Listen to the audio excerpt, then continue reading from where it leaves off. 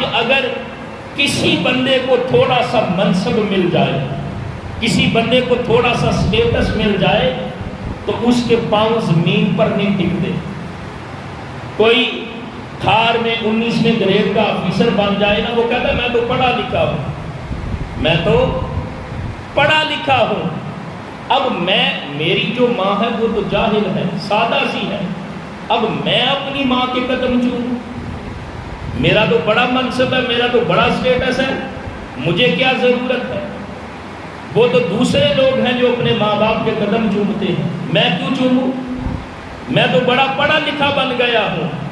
ارے تم ماں باپ کو پڑھائی کے ترازو میں تولتا ہے، تجھے یہ نہیں پتا تو ماں کا علم نہ دیکھ، تو ماں کا منصب دیکھ۔ وہ تیری ماں ہے اور اس کو منصب تیری والدہ ہونے کا خدا نے عطا کیا، اور تو جتنا اپنے والدین کا ادب کرے گا، یہ ہمارے مشائخ کی تعلیمات ہیں۔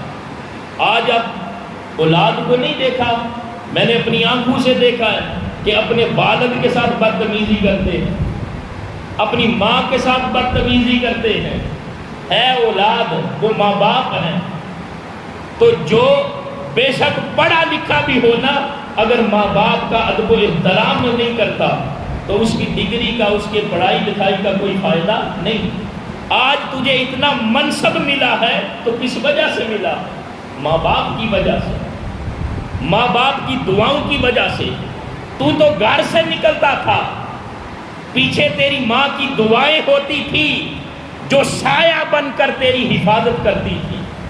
تو کہتا تھا آج تو میں موت کے منہ سے نکلا ہوں، آج تو میں بڑی مشکل سے بچا ہوں، آج تو میں بڑے حادثے سے بچ گیا ہوں، آج تو پتہ نہیں کس چیز نے مجھے اٹھایا ہے اور میں بچ نکلا ہوں۔ بندہ جب بات کرتا ہے تو اکثر کہتے ہیں کہ آج میں موت کے منہ سے بچا ہوں، مرتے مرتے بچا ہوں۔ تجھے یہ نہیں پتا کہ پیچھے تیرے والدین کی دعا ہے جس نے تجھے اس حادثے سے بچایا، جس نے تجھے اس بڑی مشکل سے بچایا ہے، اور تو ہی اپنے ماں باپ کا ادب نہیں کرتا۔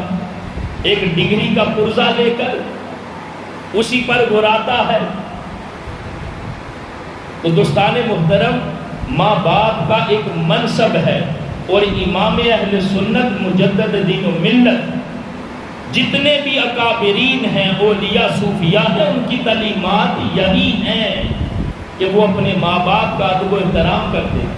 اور پھر آج دیکھیں نا، آج اگر بیٹے کی شادی ہو تو بیٹا سارا خرچ لا کے بیوی کو دیتا، کیا اس کے والدین کا کوئی حق نہیں؟ بیوی کا اپنا حق ہے، دین نے دیا ہے، اس کو بھی حق دینا چاہیے، اس کو خرچہ دینا چاہیے، سارا کچھ کرنا چاہیے۔ تو کیا وہ ماں باپ جس نے اتنا سٹیج دیا، سب کچھ دیا ہے، جن کی وجہ سے سب کچھ ملا ہے، کیا ان کا کوئی حق نہیں؟ امام احمد رضا بریلوی رحمۃ اللہ علیہ، آپ جو کچھ بھی ہوتا نا، سارا کچھ اپنی ماں کو دیتے۔ جب تک آپ کی ماں حیات تھی نا، زندہ تھی، سارا کچھ اپنی والدہ کو دیتے، اور پھر اپنے خرچ کے لیے اپنی ماں سے مانگتے۔ سارا کچھ اپنی والدہ کو دیتے ہیں، اور جب خود ضرورت پڑتی ہے تو پھر ماں سے مانگتے۔ جب تک ماں حیات رہی، اس قدر خود کو ادباً اپنی ماں کے ساتھ جوڑے رکھا۔ اور یہ دین نے ہمیں تعلیم دی ہے کہ ہر رشتے کو جس طرح دین نے مقام دیا ہے، ہر رشتے کو اسی طرح نبھایا جائے۔ یہ نہیں کہ ایک کے حق کو سر پہ اٹھا لیں اور ایک کے حقوق کی پرواہ ہی نہ ہو۔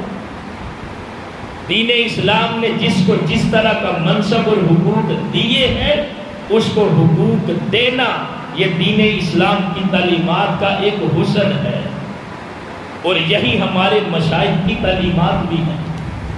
اب آقا الاسلام، ایک مرتبہ صحابہ کرام نے دیکھا کہ آقا علیہ السلام مسجد نبوی کے اندر تشریف فرما، باہر ایک خاتون آئی ہے، اور آقا علیہ السلام فوراً اٹھ کے تشریف لے کے گئے،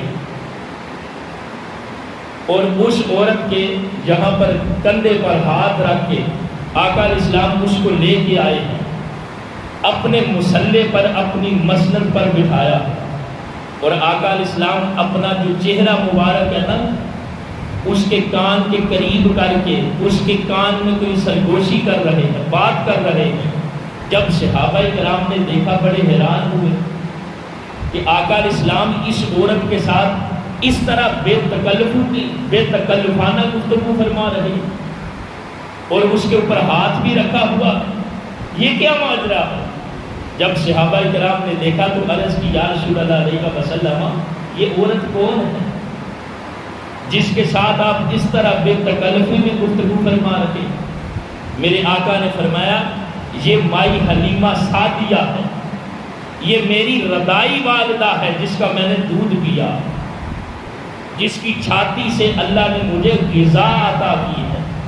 دیکھیں اللہ کے محبوب کے نزدیک ایک رضائی والدہ کا اتنا مقام ہے، اور جو حقیقی ماں ہے اس کا مقام کتنا ہوگا۔ ہم تو اپنے حقیقی والدین کو بھی وہ مقام نہیں دیتے جو ان کا مقام بنتا ہے۔ یہ ہمارے اولیاء اور صوفیاء کی تعلیمات ہے۔